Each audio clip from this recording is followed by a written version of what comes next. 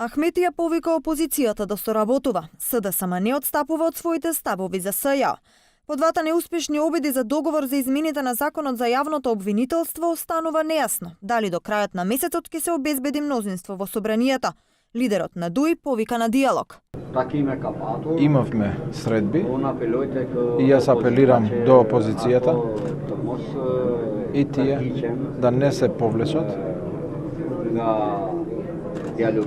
од диалогот и да се постигне согласност во доброто на државата. ВМРО ДПМН не се интересирале за законот, туку за амнестија на обвинетите од нивната партија, велат од СДСМ. Тие и натаму му даваат шанса на диалогот со опозицијата, но нивниот став е непроменлив, бидејќи бил во согласност со препораките на Европската унија. Доколку сепак не се постигне компромис, велат има и друга алтернатива. Си има собраниска процедура каде што пратениците одлучуваат согласно нивното сопствено убедување. Јас верувам дека сите мои колеги во собранието како пратеници имаат навистина искрени намери да во поставувањето на правната држава во Република Северна Македонија стане пракса. И Османи вчера најави дека требало да се работи на две траектории во исто време. Едната во продолжување на обид за консензус, другата пак комуникација со пратениците за обезбедување мнозинство.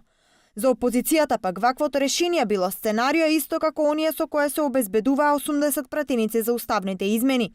Тие се сомневаат дека веќе се прават пазарења со гласови на народните избраници. Заев и Тереневска Десковска посакуваат јавно обвинителство кое што со месеци ќе молчи за трговијата со правото и правдата, за подкуп во изборни цели, посакуваат обвинителство што ќе им служи за политички прогон и заштита на криминалот на власта.